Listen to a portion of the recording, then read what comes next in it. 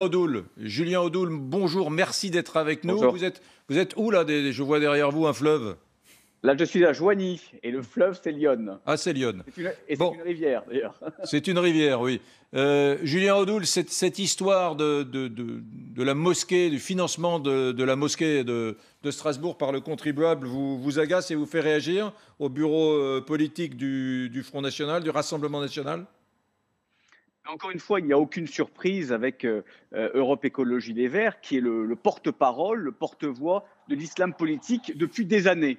Alors évidemment, là, cet épisode de la mosquée de Strasbourg est emblématique, gravissime, mais ça fait des années que les élus Europe Écologie Les Verts soutiennent, pactisent avec les islamistes. J'en veux pour preuve, évidemment, la marche contre la soi-disant islamophobie en 2019, où vous aviez la sénatrice Esther Benbassa, un certain nombre d'élus des Verts qui ont participé à cette marche avec des islamistes, avec le CCIF, où on scandait des Allah Akbar à quelques mètres du Bataclan.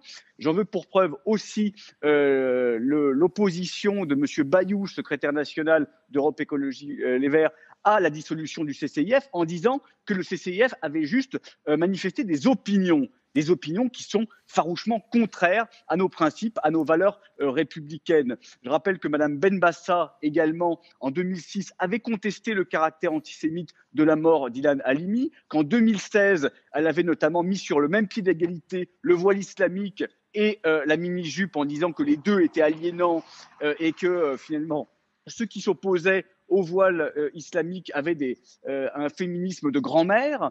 Et puis, M. Piolle, évidemment, dans sa mairie de Grenoble, qui laisse faire et laisse entrer le burkini dans ses piscines et a financé l'association islamiste du CCIF. Donc ça fait beaucoup. Ça fait beaucoup pour un parti qui se dit républicain, qui aujourd'hui a pris en otage les questions environnementales et pactise avec les ennemis de la République. Mmh.